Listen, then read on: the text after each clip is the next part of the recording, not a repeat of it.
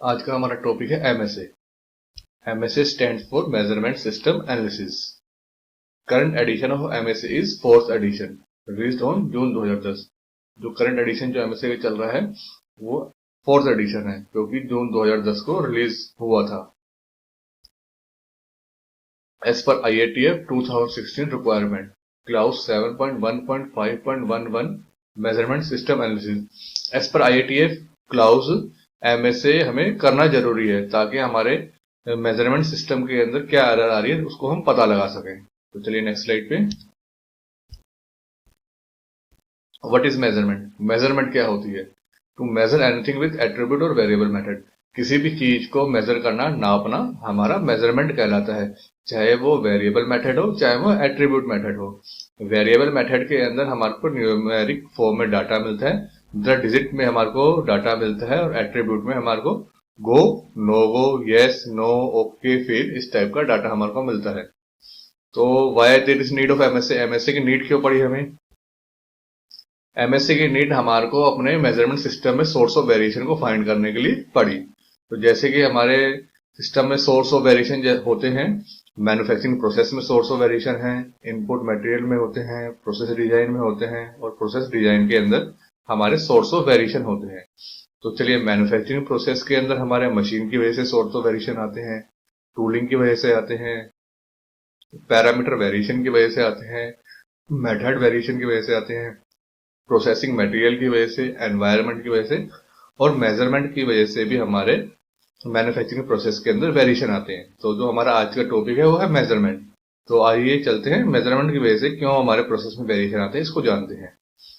MSA need is to check measurement system variation.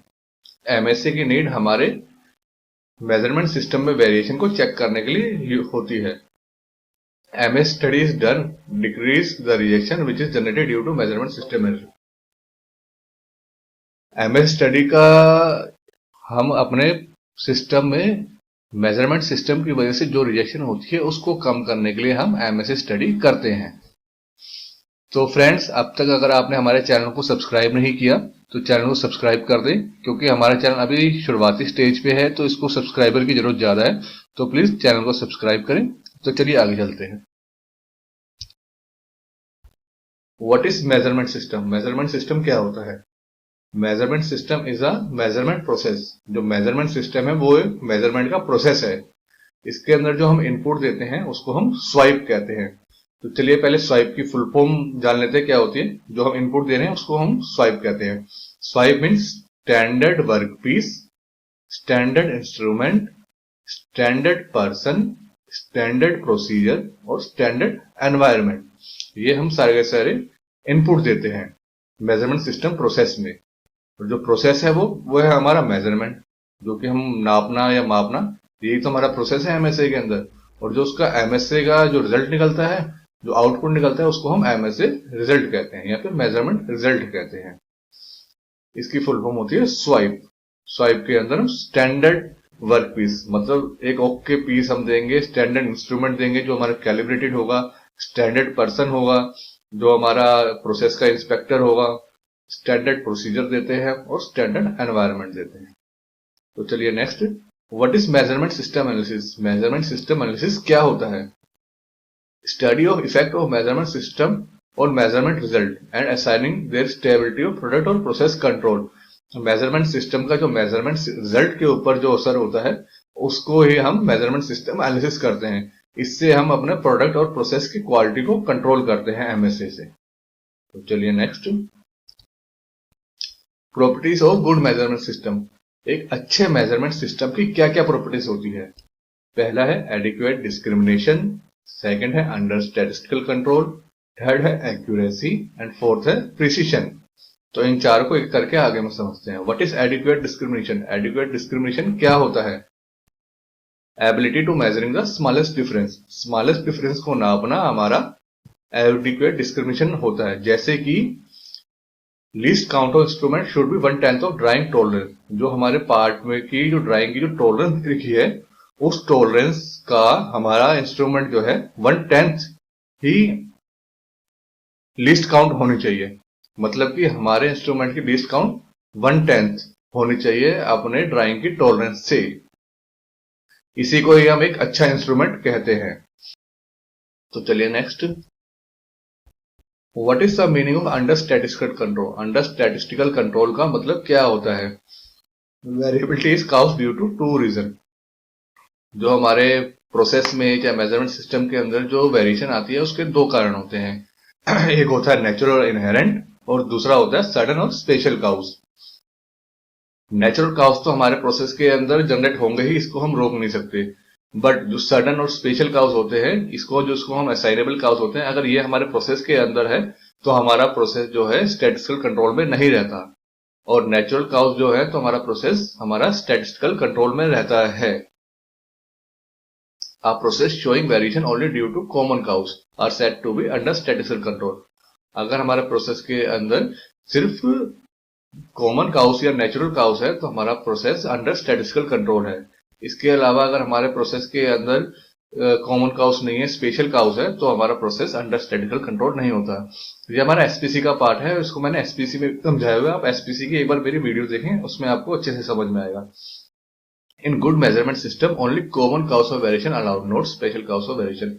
एक अच्छे measurement system के अंदर हमारा कॉमन काउस की वेरिएशन ही एक्सेप्टेबल है, स्पेशल काउस की वेरिएशन एक्सेप्टेबल नहीं है। तो चलिए नेक्स्ट,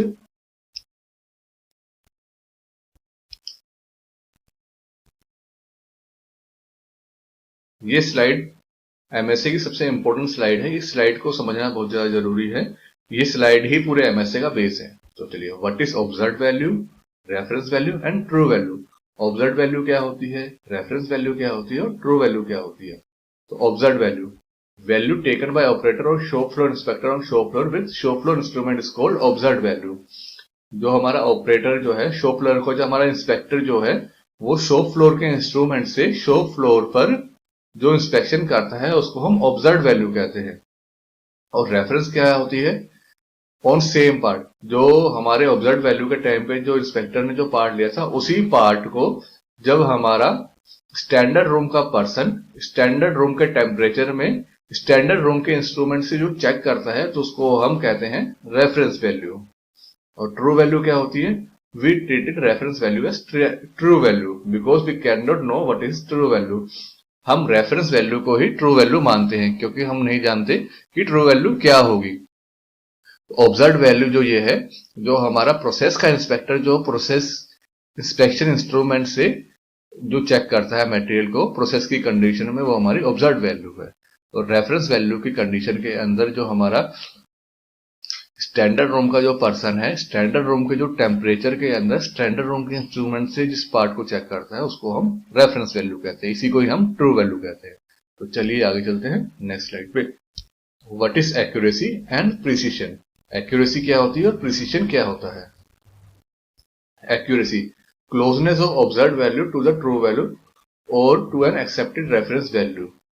जो हमारी ऑब्जर्व्ड वैल्यू है वो ट्रू वैल्यू से कितनी क्लोज है, ये हमारी एक्यूरेसी कहलाती है। और प्रिसीशन क्या होता है? Closeness of repeated reading taken by show floor person on a part is called precision. जो हमारा शो फ्लोर का जो इंस्पेक्टर या ऑपरेटर जो है, एक पार्ट को जब कई बार चेक करता है, 8 से 10 या 20 बार जब चेक करता है, तो जो उसने रीडिंग पहली बार जो चेक करी वही रीडिंग अगर बार बार रिपीटेड आ रही है तो वो हमारा प्रिसीशन कहलाता है। तो चलिए इसको एक एग्जाम्पल से इस फिगर के थ्रू समझते हैं। जैसे कि इस फिगर में दिया हुआ प्रिसीशियस बट नॉट एक्यूरेट। प्रिसीशियस का मतलब यह है कि ये हमारी जो रिपीटेड रीडिंग तो बार बार आ रही है जो हमारा इंस्पेक्टर कर रहा है, पर ये एक्यूरेट नहीं है। एक्यूरेट जो ये हमारा है, ये हमारी ट्रू वैल्यू जो बोलते हैं इसको, ट्रू वैल्यू पे ये हमारी ट्रू वैल्यू यहां पर हमारा ये आ नहीं रहा, तो ये हमारा एक्यूरेट नहीं है। नॉट एक्यूरेट नॉट प्रिसीशियस, ये हमारी ट्रू वैल्यू पे भी नहीं आ रहा है और ना ही ये प्रिसीशियस है। ये सारे के सारे एक दूसरे से दूर दूर है। एक्यूरेट बट नॉट प्रिसीशियस, ये हमारा एक्यूरेट तो है, जो ऑब्जर्व वैल्यू जो है वो हमारी ट्रू वैल्यू के पास तो आ रही है, बट ये प्रिसीशियस नहीं है। ये मतलब कि एक दूसरे के क्लोज नहीं है। और इसके अंदर एक्यूरेट एंड प्रिसीशियस, इसके अंदर हमारा एक्यूरेट भी है और प्रिसीशियस भी है। जैसे कि इसके अंदर हमारी ऑब्जर्व वैल्यू और ट्रू वैल्यू दोनों यहीं पर ही लोकेट कर रही है, ट्रू वैल्यू पे ही, और ये सारे सारे आपस में क्लोज भी है। तो ये हमारा एक्यूरेट भी है और प्रिसीशियस भी है। तो चलिए नेक्स्ट स्लाइड पर। Display measurement system accuracy error with figure. जैसे कि आप इस फिगर के अंदर देख रहे हैं, ये हमारा लोकेशन एरर है। इसके अंदर जो हमारी एक्चुअल वेरिएशन है वो हमारी ग्रीन लाइन से शो हो रही है, और जो हमारी ऑब्जर्व वेरिएशन है वो हमारी रेड लाइन से शो हो रही है। और जो इन बीच में जो डिफरेंस है इसको हम लोकेशन शिफ्टेड कहते हैं। It will create location error in result of measurement. तो इसको एक पहले एग्जांपल से समझते हैं, एग्जांपल से आपको फिगर अच्छे से समझ में आ जाएगा। जैसे example, shop floor person check the part. हमारे शॉप फ्लोर के एक पर्सन ने एक पार्ट को चेक करा। तो आप पहले से जानते हैं, जब शॉप फ्लोर का पर्सन जो पार्ट को चेक करता है शॉप फ्लोर में, तो उसको हम ऑब्जर्व वैल्यू कहते हैं। तो हमारी ऑब्जर्व वैल्यू आई 9.99 टू 10.03। और उसी पार्ट को जब स्टैंडर्ड रूम के पर्सन ने चेक करा, तो आप जानते हैं जब स्टैंडर्ड रूम का पर्सन जब पार्ट चेक करता है तो उसको हम रेफरेंस वैल्यू या ट्रू वैल्यू कहते हैं। वो हमारी आई 9.98 टू 10.02। अब इन दोनों के अंदर एक चीज कॉमन है, 9.99 टू 10.03। तो इसमें भी 0.04 का स्प्रेड आ रहा है, और 9.98 टू 10.02 इसमें भी 0.04 का स्प्रेड आ रहा है। Spread of both are 0.04 but location is change. मतलब कि इन दोनों में जो स्प्रेड है वो तो सेम है, जो हमारी ट्रू वैल्यू जो है या फिर जो हमारी रेफरेंस वैल्यू है इसका स्प्रेड, और जो हमारी ऑब्जर्व वैल्यू, इन दोनों का स्प्रेड तो सेम है, पर लोकेशन शिफ्ट हो गई। जो इसका मीन था वो ये आना चाहिए था, पर ये मीन शिफ्टेड हो गया। इसको ही हम एक्यूरेसी एरर कहते हैं और लोकेशन शिफ्टेड कहते हैं। तो चलिए next, display measurement system precision error with figure. इसके अंदर हमें प्रिसिशन एरर बताना है, और जो इससे पहले जो था ये हमारा एक्यूरेसी एरर था। एक्यूरेसी एरर के अंदर हमारी लोकेशन शिफ्ट होती है, और ये हमारा है प्रिसिशन एरर। प्रिसिशन एरर के अंदर हमारा जो है स्प्रेड बढ़ जाता है। जैसे कि आप इस फिगर में देख रहे हैं, ये जो ग्रीन लाइन है ये हमारी रेफरेंस वैल्यू है, और जो ये रेड वाली जो लाइन है ये हमारी ऑब्जर्व वैल्यू है। इसके अंदर हमारा प्रोसेस का स्प्रेड बढ़ गया है। तो चलिए इसको एग्जांपल से इसको भी समझते हैं। Example, shop floor person check the part, observe value 9.98 to 10.02। Shop floor के पर्सन ने जब एक पार्ट को चेक करा तो उसकी रीडिंग आई 9.98 टू 10.02। और जब उसी सेम पार्ट को जो हमारे स्टैंडर्ड रूम के पर्सन ने जब चेक करा तो रेफरेंस वैल्यू आई हमारी 9.99 टू 10.01। अब इन दोनों के अंदर एक चीज कॉमन नहीं है, जो इसका स्प्रेड है वो है 9.99 टू 10.01, जो इसका स्प्रेड है वो है 9.98 टू 10.02। तो location of both part is same but spread is change, it is called precision error. दोनों की जो लोकेशन है वो सेम है। लोकेशन क्या है, सेम है। जैसे कि 9.98 टू 10.02, जो इनका जो मीन आएगा, जो सेंटर आएगा वो आएगा 10। जब इन दोनों को हम प्लस करके 2 से डिवाइड करेंगे तो वो 10 आएगा। इसी तरीके से जब 9.99 टू 10.01 बटा 2 जब करेंगे तो ये भी हमारा 10 आएगा। तो 10 जो है ये हमारे इस प्रोसेस का जो एवरेज है। ये जो हमारा मीन जो है वो 10 है। तो दोनों का जो मीन है वो तो सेम रहा, तो लोकेशन जो है वो तो सेम रही, बट जो स्प्रेड है वो बढ़ गया। ये वाला हमारा स्प्रेड बढ़ गया। इसी को ही हम प्रिसिशन एरर कहते हैं। तो आई होप आपको लोकेशन एरर और प्रिसिशन एरर दोनों समझ में आ गए हो। तो चलिए नेक्स्ट स्लाइड पे चलते हैं। Types of measurement system error. Measurement system error के क्या क्या टाइप्स होते हैं? एक होता है लोकेशन एरर, दूसरा होता है हमारा प्रिसिशन एरर, जिसको हम पहले ही बता चुके हैं। लोकेशन एरर हमारे होते हैं बायस, लिनियरिटी और स्टेबिलिटी, और जो हमारे प्रिसिशन एरर होते हैं वो है रिपीटेबिलिटी एंड रिप्रोड्यूसिबिलिटी। इसको हम आगे में ब्रीफ में समझेंगे कि ये क्या क्या होते हैं। बायस, लिनियरिटी, स्टेबिलिटी, रिपीटेबिलिटी और रिप्रोड्यूसिबिलिटी क्या होते हैं। तो चलिए नेक्स्ट स्लाइड पे चलते हैं।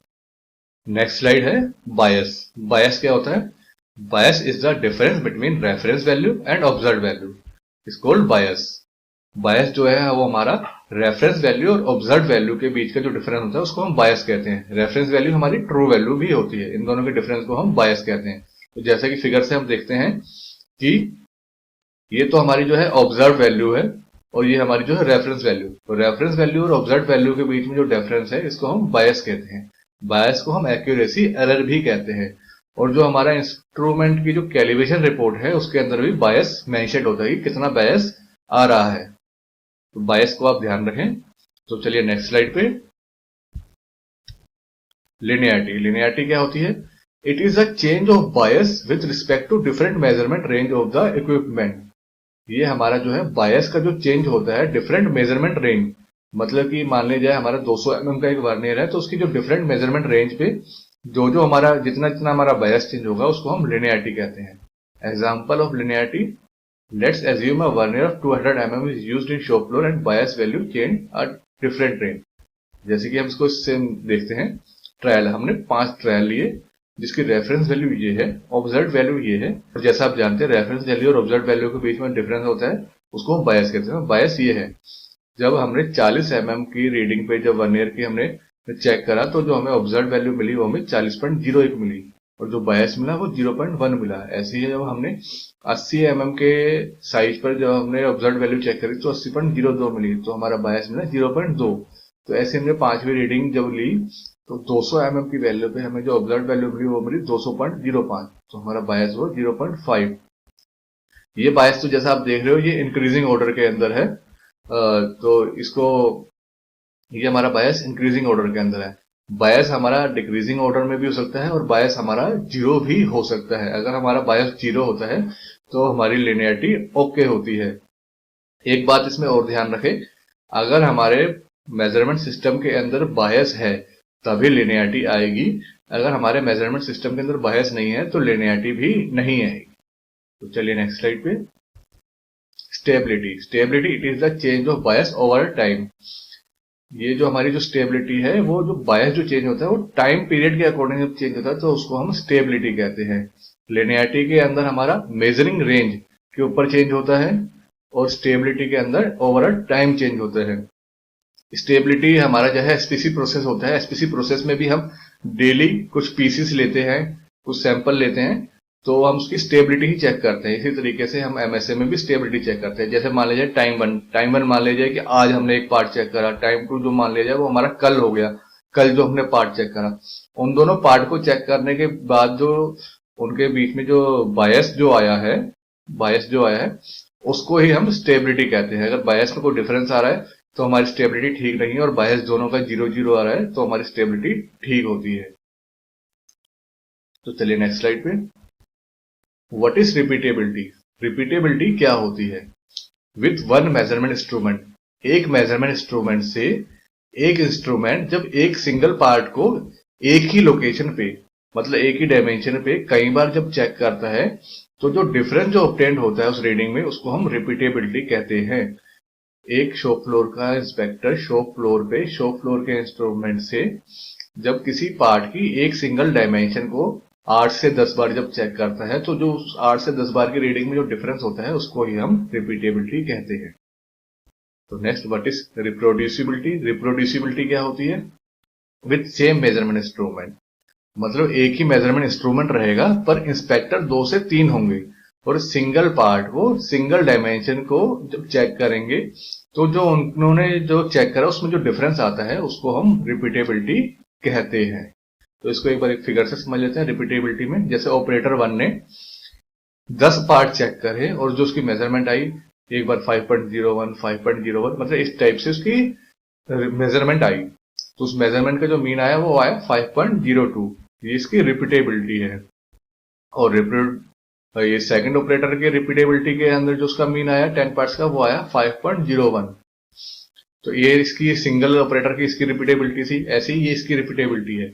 और जो इन रिपीटेबिलिटी में जो डिफरेंस आया है उसको हम रिप्रोड्यूसिबिलिटी कहते हैं।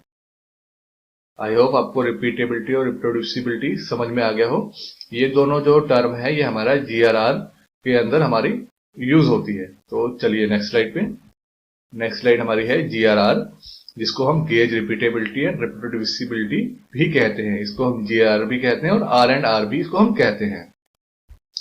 GRR is the estimate of the combined variation of repeatability and reproducibility.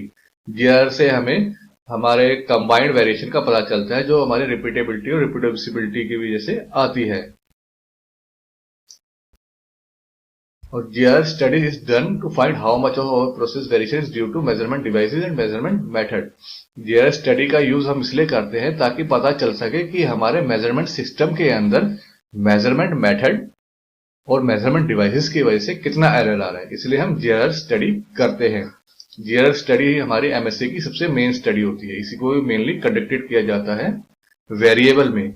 ये जो GR है वेरिएबल भी होता है और एट्रीब्यूट होता है। तो इसको हम आगे में दोनों को समझेंगे। चलिए नेक्स्ट स्लाइड पे। Requirement of conducted variable GR study. Minimum 10 parts required, कम से कम 10 पार्ट होने चाहिए और एक ही सिंगल डायमेंशन को चेक करना होता है। 2 से 3 जो रेगुलर इंस्पेक्टर है वो उस पार्ट को चेक करेंगे एक सिंगल डायमेंशन के ऊपर। और जो इंस्ट्रूमेंट जो है वो हमारा शॉप फ्लोर का इंस्ट्रूमेंट होगा, जो कि कैलिब्रेटेड जरूर होना चाहिए। और जो हम जो ट्रायल करेंगे वो कम से कम 2 से 3 ट्रायल होने चाहिए और अंडर नॉर्मल मेजरिंग कंडीशन होनी चाहिए। मतलब नॉर्मल मेजरिंग कंडीशन होनी चाहिए, कोई ऐसा प्रेशर नहीं होना चाहिए कि इसको एक्यूरेट ही चेक करना है, मतलब हम इंस्पेक्टर को पहले बोले कि इसको अच्छे से चेक करो ये करो, तो ऐसा कुछ नहीं होना चाहिए। और using blind measurement process, blind measurement process का हमें फॉलो करना है। ब्लाइंड मेजरमेंट प्रोसेस ये होता है कि हमें अपने इंस्पेक्टर को पता नहीं चलने देना कि हम एमएससी स्टडी कर रहे हैं। तो जो हमारे पार्ट्स के ऊपर जो नंबर भी लिखे होते हैं वो नंबर भी हमें अपने इंस्पेक्टर को पता नहीं चलने देने। हमें रैंडमली बीच बीच में से उठा के पीस अपने इंस्पेक्टर को देने, उसको पता नहीं चलने देना कि ये एमएससी स्टडी की जा रही है। इसको हम ब्लाइंड मेजरमेंट कहते हैं। नेक्स्ट 7 जो है हमारा, we must take maximum and out of spec part for inspection.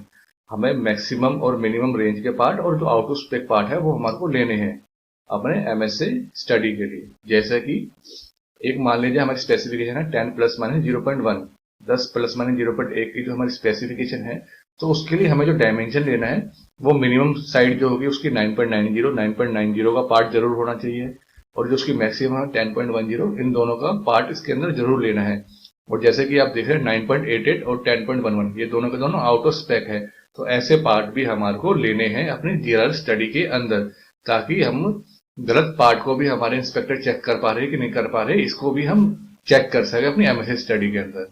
और part should given randomly to inspector, inspector को हमें जो पार्ट देने वो रैंडमली देने, मतलब सीरियल ऑर्डर में, जैसे हमने 1 से 10 तक नंबरिंग करके तो सीरियल ऑर्डर में नहीं देने, बीच बीच में से उठा के पार्ट्स हमें अपने इंस्पेक्टर को देने हैं। तो चलिए नेक्स्ट स्लाइड पे। Standard acceptance percentage of GR. GR की जो एक्सेप्टेंस परसेंटेज है वो क्या होती है, लेस देन 10% इज एक्सेप्टेबल। अगर 10% से कम आ रहा है तो एक्सेप्टेबल है, और 10 से 30% तक अगर आ रहा है तो एक्सेप्टेबल तो है, पर उसकी जस्टिफिकेशन देनी जरूरी है। मतलब कि ये बताना जरूरी है कि क्यों आ रहा है और उसमें इंप्रूवमेंट की जरूरत है, इसको इंप्रूव करना है। और अगर वो 30% से ज्यादा आ रहा है तो नीड इंप्रूवमेंट, तो इसको तो हमें इंप्रूव करना ही है। और नेक्स्ट है NDC. NDC is number of distinct categories. इसको हम नंबर ऑफ डिस्टिंक्ट कैटेगरीज कहते हैं, जो कि कम से कम 4 से 5 आनी चाहिए। और जीआर स्टडी को करने के लिए 3 मेथड होते हैं। पहला मेथड है रेंज मेथड, सेकंड है X bar method, X bar R method, और थर्ड है ANOVA method. X bar R method जो है हमारी ऑटोमोबाइल इंडस्ट्री में यूज होता है, और एनोवा मेथड को हम एक्सेल में भी यूज कर लेते हैं, पर मेनली हम इसको मिनी टैब में यूज करते हैं। ये एनोवा मेथड है जो इसकी एक्यूरेसी थोड़ी ज्यादा होती है, तो एनोवा मेथड जहां पे मिनी टैब है उसको वहीं पे एनोवा मेथड को ही प्रेफर किया जाता है। तो चलिए नेक्स्ट स्लाइड पे। MSc study for attribute data. अभी तक जो भी हमने एमएससी स्टडी करी थी वो वेरिएबल डाटा पे थी, अब जो है MSc study for attribute data. Attribute data only included okay और रिजेक्टेड पार्ट। जैसे कि आपको पता होगा कि एट्रीब्यूट डाटा में ओके या रिजेक्ट होते हैं पार्ट, तो गो या नो हो इस टाइप का पार्ट जो है वो हमारा निकलता है। एट्रीब्यूट गेज जैसे प्लग गेज हो गया, स्नैप गेज हो गया, रेन गेज हो गया, जो तरह तरह के जो गेज होते हैं, can not indicate how good और बैड पार्ट इज। मतलब इससे हमें रीडिंग से पता नहीं चलता है कि इसकी रीडिंग में ये हमारा पार्ट ओके है या रिजेक्ट है, कितनी रीडिंग गलत आ रही है सही आ रही है, बस ये हमारे को इतना बताता है कि हमारा पार्ट ओके है या रिजेक्ट है। तो point two conducted before attribute MSA. MSA को करने से पहले क्या क्या हमारे को पॉइंट ध्यान में रखने चाहिए वो जान लेते हैं। पहला नंबर्ड ऑल पार्ट, जैसे कि हमने वेरिएबल में कहा था सब पार्ट्स पे नंबरिंग कर देनी है। Identify the person from those who operate the gauge, उन ऑपरेटरों को इंस्पेक्टर को बुलाना जो गेज का यूज करेंगे। Give one part to one person in random order such a way that the person should not be able to know the number. मतलब parts को इस तरीके से देना है इंस्पेक्टर को ताकि उनको पता चल सके कि किस नंबर का पार्ट उनको दिया गया है। Then give all parts to different person in different order. मतलब जितने भी हमारे 3 या 4 जो भी इंस्पेक्टर हैं उनको डिफरेंट ऑर्डर में अलग अलग पार्ट हमारे को देने हैं, और इस स्टेप को हमारे को कई बार दोहराना है। तो ये पॉइंट्स हमारे को ध्यान में रखने जब हम एट्रीब्यूट एमएससी स्टडी करते हैं। तो चलिए next slide. Types of error in attribute measurement system. हमारे एट्रीब्यूट मेजरमेंट सिस्टम में किस किस टाइप के एरर होते हैं? हमारे इसमें दो टाइप के एरर होते हैं, टाइप 1 एरर, एक होता है टाइप 2 एरर। ये बहुत इंपॉर्टेंट स्लाइड है, इसको भी ध्यान में रखना।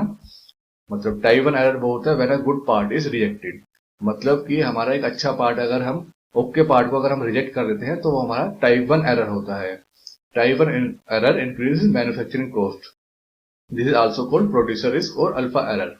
जो हमारा टाइप 1 एरर है जिसके अंदर हमने एक सही पार्ट को गलत करके रिजेक्ट कर दिया है, तो इससे हमारी एक तो मैन्युफैक्चरिंग कॉस्ट बढ़ेगी और इसको हम प्रोड्यूसर रिस्क भी कहते हैं। प्रोड्यूसर जो मतलब प्रोड्यूस कर रहा है, जहां पे कंपनी में जहां माल बन रहा है उसको हम प्रोड्यूसर कहते हैं, तो प्रोड्यूसर रिस्क होता है ये। और type 2 error when a bad part is accepted, when a bad part is accepted, मतलब कि एक खराब पार्ट जो रिजेक्टेड पार्ट है उसको अगर हम एक्सेप्ट कर लेते हैं तो उसे हम टाइप 2 एरर कहते हैं। May occur due to inspection equipment can not detect certain types of failure mode. ये इसलिए होता है क्योंकि जो हमारा मेजरिंग इंस्ट्रूमेंट है वो रिजेक्टेड पार्ट को चेक ही नहीं कर पा रहा, डिटेक्ट ही नहीं कर पा रहा, तो ये हमारा टाइप 2 एरर जनरेट होता है। अगर ये टाइप 2 एरर होता है तो ये इससे हमारे रिजेक्टेड पार्ट हमारे कस्टमर पे चले जाते हैं और कस्टमर के यहाँ से रिएक्शन वापस लौट के आती है, जिससे हमारा पीपीएम बढ़ता है और हमारा स्कोर हमारे कस्टमर के सामने डाउन होता है। तो टाइप 2 एरर और टाइप 1 एरर को कम करने के लिए हम एमएससी स्टडी करते हैं। तो चलिए next, minimum requirement for attribute study. Attribute study के लिए क्या क्या मिनिमम रिक्वायरमेंट होती है उसको भी एक बार जान लेते हैं।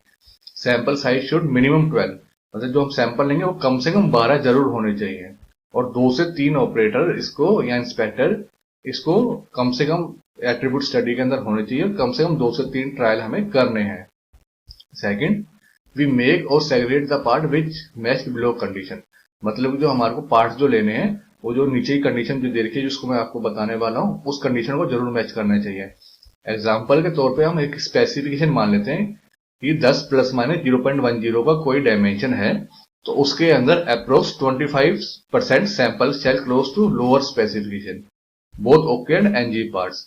मतलब जैसे 10 ± 0.10 था तो कम से कम इसमें जो 25% पार्ट है, 12 के जो 25% हो गए वो हमारे हो गए 3 पार्ट, वो हमारे मतलब लोअर स्पेसिफिकेशन हमारी 9.90 है, इस पे तो होना ही चाहिए, साथ में उससे एक कम और उससे ज्यादा भी होना चाहिए, जैसे 9.89, 9.91, इस तरह की कंडीशन को हमारा मैच करना चाहिए।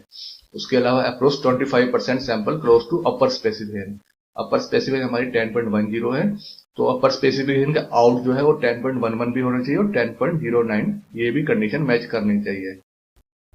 और जो 25% पार्ट जो है वो हमारा सेंटर को मीट करना चाहिए, जैसे सेंटर हमारा 10 है तो 10 हो गया, 10.01 और 9.99, इस तरीके के सैंपल्स भी हमारे स्टडी के बीच में होने चाहिए। और 25% पार्ट जो है वो हमारे रैंडमली बीच में से कहीं से भी हो सकते हैं। ये कंडीशन हमारी एट्रीब्यूट स्टडी के टाइम पे मैच जरूर होनी चाहिए।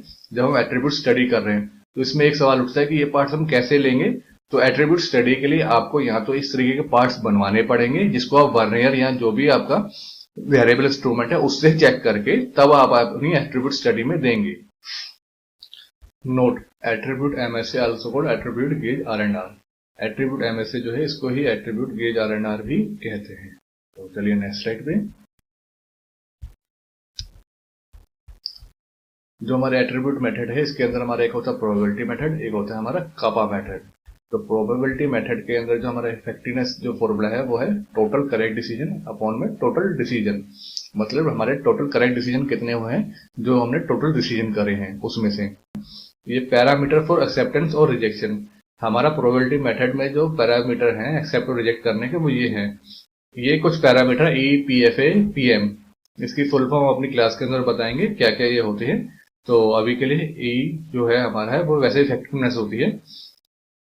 ई हमारी 0.80 से 0.90 मार्जिनल होती है, PFA 0.05 से 0.10 मार्जिनल है और ये हमारा PM 0.02 से 0.05 हमारा मार्जिनल है।